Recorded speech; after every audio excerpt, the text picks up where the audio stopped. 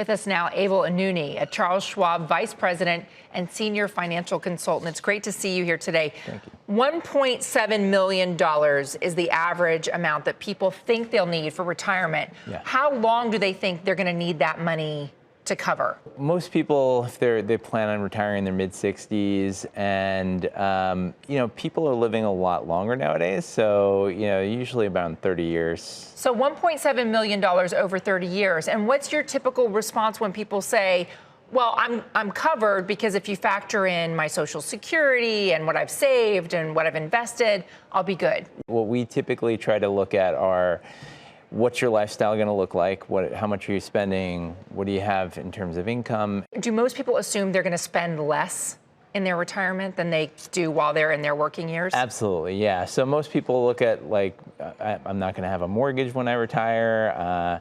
I'll be doing less traveling from, home to work, so I'll have a couple of less expenses. I mean, they usually fill in some of that gap with vacations. What do people tell you about why they don't put more money into their retirement accounts?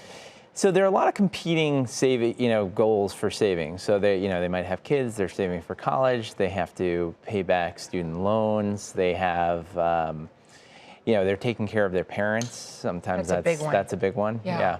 And what do you think people should do? What steps should they take to build up their retirement savings so that they can count on that nest egg beyond, say, 20 years of retirement? A big thing that we advise clients to do is take advantage of their employer match. That's really important. So you want to make contributions for at least that. But ideally, as you get raises, as you get bonuses, you're putting more towards retirement. Is there a percentage that you think is really a magic goal?